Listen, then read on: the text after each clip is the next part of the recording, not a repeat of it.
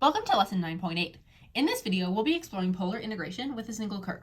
I'd like to begin by exploring Cartesian integration, which is what we usually think of as normal integration, like when we use a Riemann sum, to polar integration, which is our new topic. When we're doing integration in the xy plane, we deal with coordinates like x, y. But when we're doing polar integration, we deal with coordinates like r, theta, where r is the radius and theta is that angle from the x-axis. Now, when we're integrating normally to find the area under the curve from x equals a to x equals b, we divide the total area into rectangles and then we use a Riemann sum. This is what's being pictured down here. If you're unsure about the concept of Riemann sums, I have a separate video in which I cover that topic. Now, to find the actual integral, we use the equation for the area of a rectangle, which is area is equal to the height times the base, to create an integral that gives us the area. And that area integral looks like a equals the integral from a to b of f of x dx. Now, this f of x, that's the height of each rectangle, and then the base of the rectangle, that's where the dx comes from. So we're just taking this area formula and transitioning it into an integral from x equals a to x equals b. Now, when we're dealing with polar integration, when we're trying to find the area of the region bounded by a polar curve from theta equals alpha to theta equals beta, and when we're talking about theta equals alpha, that's the angle that we're starting at, and theta equals beta is the area that we're ending at, and we're trying to find the area of that curve between those two angles, we divide the area into sectors instead. And a sector looks like this. So this might be one sector, this would be a second sector, and then we have a third sector over here. Now, officially, the sector shape looks like this. It would have a straight edge along here, but as we know, just like when we're integrating normally, the curve doesn't always exactly line up with those straight lines. Now, the equation for the area of a sector is a is equal to 1/2 r squared, where r is our radius, times theta. And we can use that equation, the area equation, to create an integral that gives us the area bounded by a polar curve. It's the same exact process that we're doing. We take this area formula and we transition it over to an integral. Now we're going to do the same thing over here. We say area is equal to the integral from alpha to beta. Remember, where we're going from theta equals alpha to theta equals beta of that 1/2 r squared. And then instead of theta, we do d theta. Just like when we have the base, which is really the x, we say dx right here. So that's the general process that we're using to do polar integration. Now, the takeaway here is that the area of a region bounded by a polar curve is going to be equal to 1/2 the integral from alpha to beta of r squared d theta. Now, the 1/2 can either be written on the inside or the outside of the integral. It doesn't matter. Here it's written on the inside, here it's written on the outside. Either way is completely fine. Our starting angle is theta equals alpha, and our ending angle is theta equals beta. Let's take a look at an example of integrating with a polar curve. This is a calculator question, and it's asking us to find the area of the shaded region, which is one petal of what's called a polar rose right here. The equation for the polar rose, or the polar curve as they call it, is r is equal to 4 times the cosine of 2 theta. Now, first we have to figure out what is the angle that we are starting at and what is the angle that we are ending at. So what is our alpha and what is our beta? So it looks like the starting angle, if we're only trying to go from here to here, we're only trying to get that shaded region, this starting angle, we always want to go from the lower to the upper one, the starting angle is going to be negative pi over 4. So we will say alpha is equal to negative pi over 4. Then beta, our ending angle, because we're going from here to here, that ending angle is going to be a positive pi over 4. So that's our starting and ending angles. Now, if you didn't have this graph in front of you, that would be really tricky because it's hard to visualize polar curves sometimes. So a really helpful strategy is to figure out when is our radius equal to 0, because that's going to give us all of these points that our polar equation is actually passing through the pole right here. If we wanted to figure that out, we could set our radius equal to 0. We'd say 0 is equal to 4 times the cosine of 2 theta. Divide both sides by 4, and we get 0 is equal to the cosine of 2 theta. And then we have to think about, well, what values could we plug in for this 2 theta that would make the cosine of this equal to 0? So we could have 2 theta being equal to a variety of values. For example, we know that the cosine of pi over 2 is equal to 0. So we could say 2 theta needs to be equal to pi over 2. We could also say that it needs to be equal to 3 pi over 2. We could also say it needs to be equal to 5 pi over 2. And we could start going in the other direction too. We could say it's going to be negative pi over 2, something like that. So then if we divide this by 2 to get the actual values of theta, we would get theta is equal to pi over 4, or it could be 3 pi over 4, or it could be 5 pi over 4, and we could continue that pattern. So if I was going about it this way, I would say, okay, we would set up the area, and this would be our alpha, and this would be our beta. Now, this would actually give us, if we look at the curve, this would actually give us if we were to shade in this petal. But the thing is, all of the areas of the petals are equivalent. The area of this petal is the same as the area of this petal. So you're going to get the same thing no matter which way you do it. So in this case, this means I could either set up my area as area is equal to 1/2 times the integral from negative pi over 4 to positive pi over 4 of this radius squared. So we would have 4 times the cosine of 2 theta squared d theta. And let me get a decimal value for that using the calculator. Now, if you don't have your calculator set to polar mode, it's just going to plug in an x instead of a theta, but honestly, that's completely fine. You're going to get the same answer. So we'll say 0.5 times the integral. And remember, to do integrals on the calculator, just hit the math button and then scroll down to number 9, or hit number 9. Then we can do our lower bound, negative pi over 4, and our upper bound, pi over 4. And then we just input the radius, 4 cosine of 2 theta. Notice that we're using x here, it's fine. And then we square that, and then we say dx at the end. This is going to give us 6.283. So that's the area of this petal right here.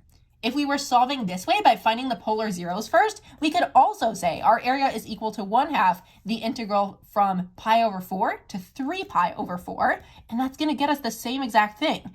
Let's see what happens if we plug this into the calculator. That's also going to be equal to 6.283.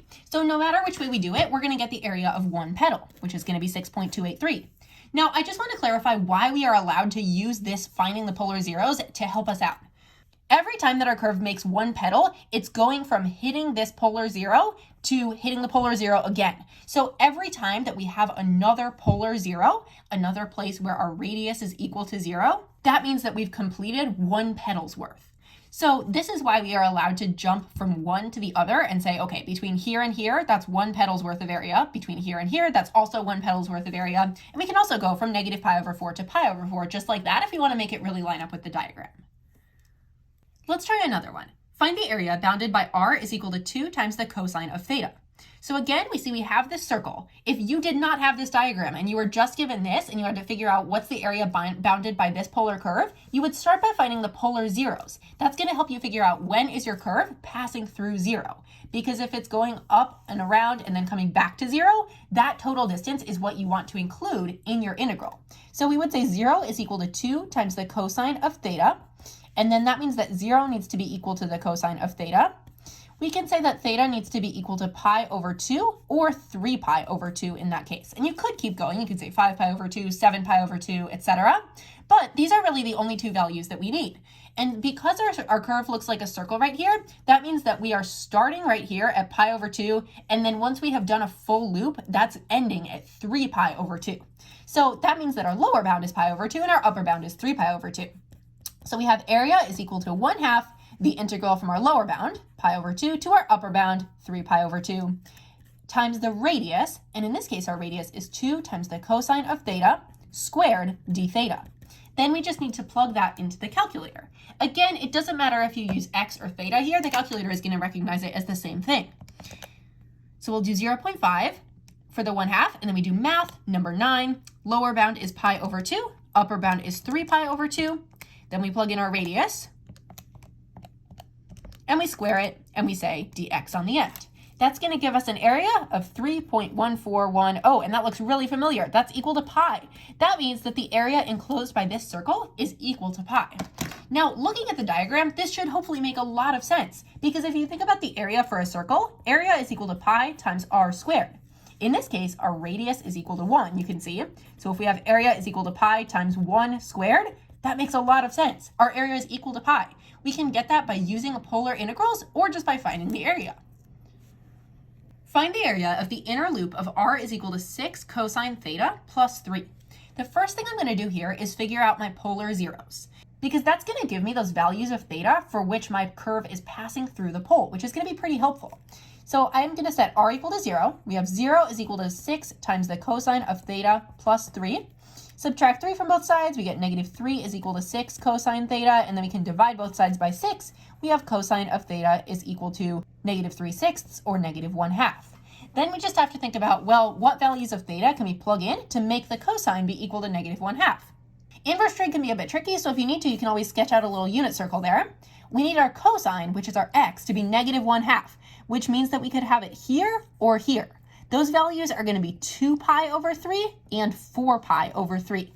So we would have theta is equal to 2 pi over 3, comma, 4 pi over 3. Those are the first two values.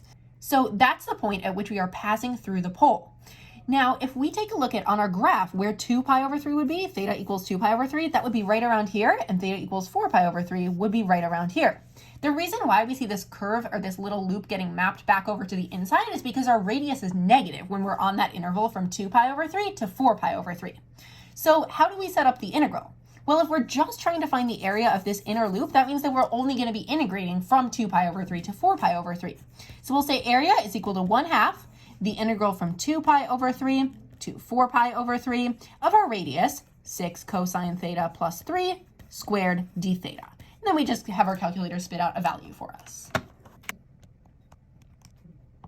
That value is equal to 4.892. So that's the area of the inner loop right here. Let's try a non-calculator multiple choice question. Which of the following expressions gives us a total area enclosed by the top loop of the polar curve r is equal to sine to the 4th of theta, as shown in the figure? So we're just trying to find the top loop here. That means that we really need to find the polar zeros. We can rewrite r as sine of theta all to the power of 4. These two are equivalent. This is going to make it easier when we find the polar zeros. We'll say 0 is equal to sine of theta all to the 4th power, and then we can take the 4th root on both sides, which means that we get 0 is equal to the sine of theta. Now, at what values is that going to be occurring? Well, that's going to happen at theta equals 0, and theta equals pi, and theta equals 2 pi, etc. So if we're starting here, this is when theta is equal to 0. Then we loop around, and then once we're back here, theta is equal to pi.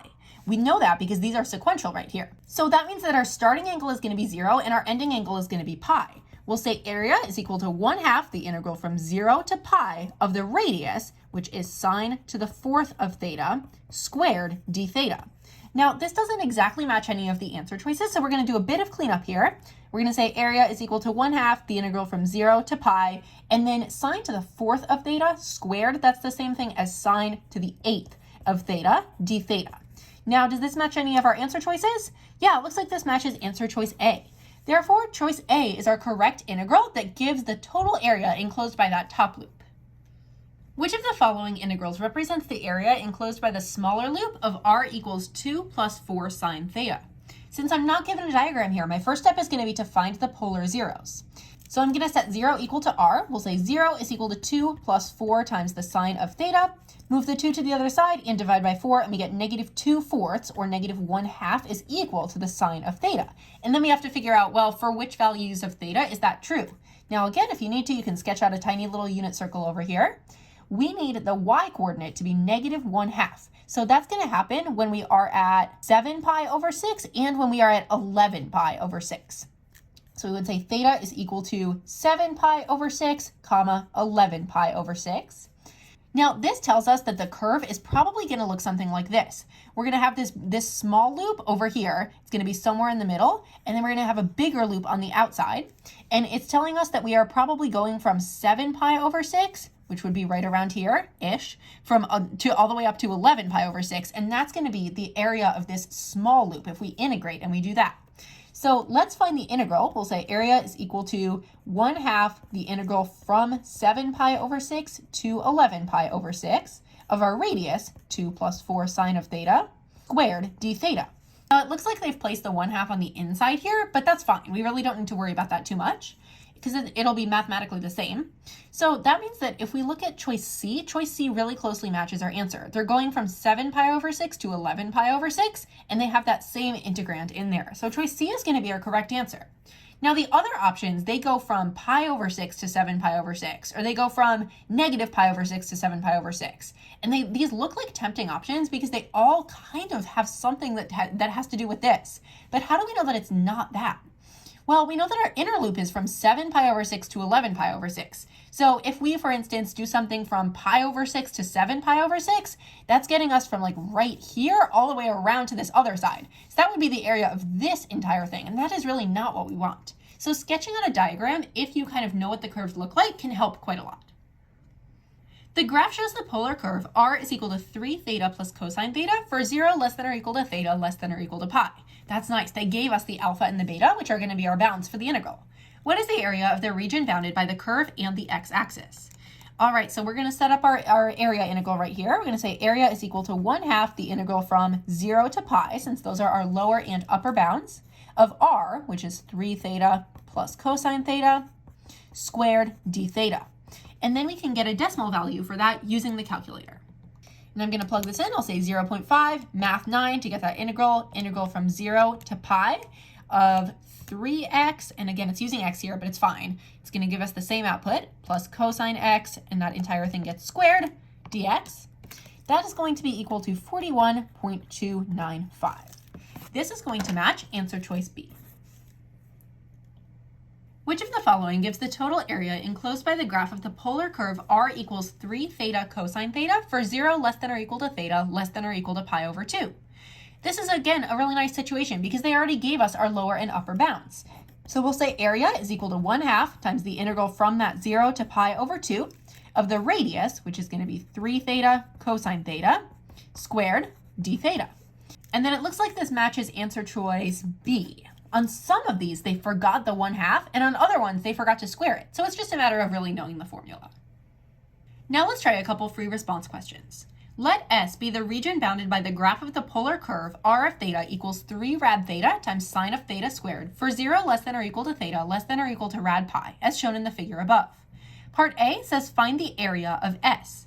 Here we're going to use that formula for the area enclosed by a polar curve.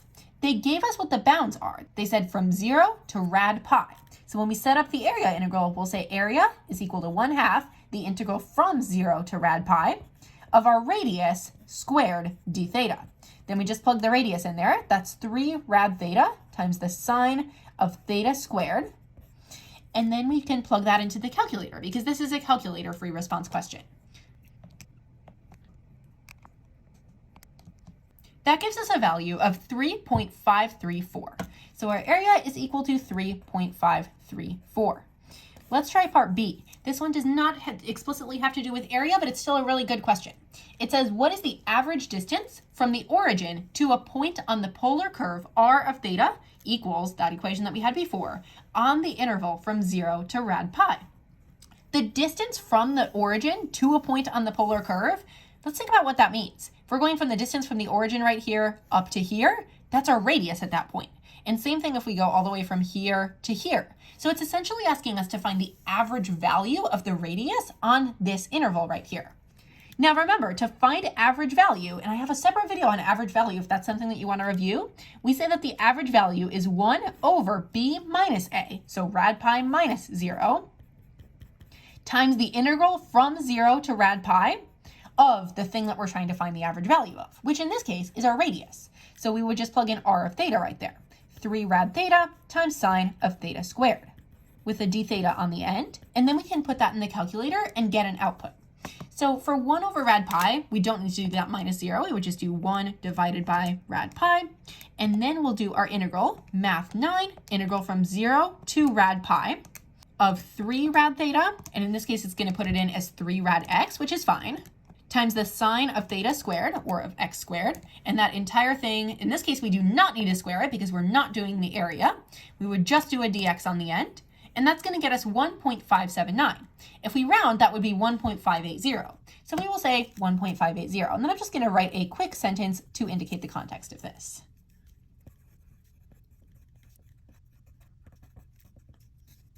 Now let's try part C. Part C says there is a line through the origin with positive slope m that divides the region S into 2 regions with equal areas. Write but do not solve an equation involving one or more integrals whose solution gives the value of m. All right, let's try to draw what they're describing here. It says there's a line through the origin. It has positive slope m, and it divides region S into 2 equal parts. So maybe it looks something like this. And the equation of that line, well, it looks like there's a little more area on this side, but you get the idea how it's supposed to look. The equation of the line would be y is equal to mx. Now the thing is, this equation is not in polar form. This is in rectangular form right now.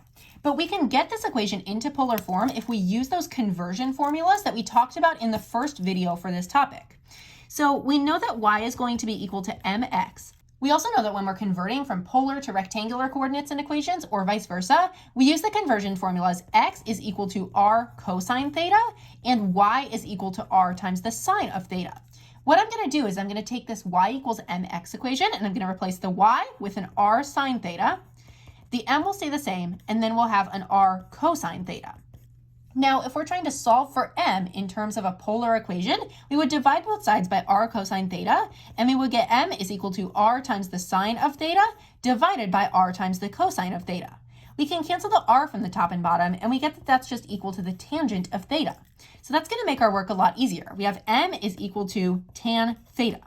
Now, if we know that we're trying to divide this shape in half, that means that we need to figure out what is the area of 1/2 of this, or we at least need to write an integral that represents 1/2 of that, and then we can set that equal to 1/2 of this integral that we got up here, 1/2 of our total area.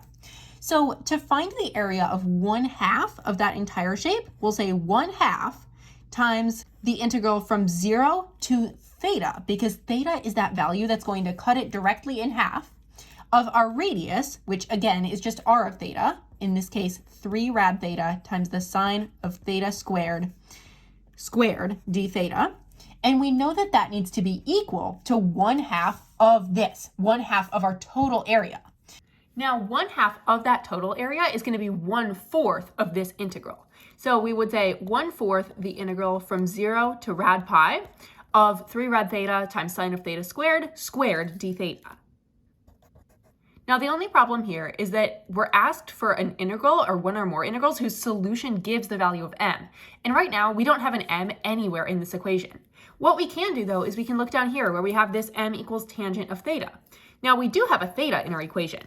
So what if we say theta is equal to inverse tan of m, if we apply that inverse tan to both sides here? Then this means that we could just take this theta and we could replace the theta up here with an inverse tan of m. That would make it so that we have an m in this equation. And this would be our solution. Let's try one more free response question. The figure above shows the polar curves r is equal to f of theta is equal to 1 plus the sine of theta cosine of 2 theta, and r equals this other equation from on the interval from 0 is less than or equal to theta is less than or equal to pi over 2. Let r be the region in the first quadrant bounded by the curve r equals f of theta in the x-axis. Let S be the region in the first quadrant bounded by the curve r equals f of theta, the curve r equals g of theta, and the x-axis. Our first task is to find the area of r. To figure out the area of r, it specifically indicates the interval that we're working on, so we just need to plug this in to our area formula. We'll say area is equal to 1/2, the integral from 0 to pi over 2, of our radius for r, and our radius for r, we know that's bounded by f of theta, so we'll use this one, 1 plus the sine of theta times the cosine of 2 theta, and that entire thing is going to be squared with a d theta on the end. Then we can plug this into the calculator to get a value for that area. That value is 0.648. So our area is equal to 0.648. We're actually only going to be doing part A for this question since that's the only one we can do at this point with the knowledge that we have.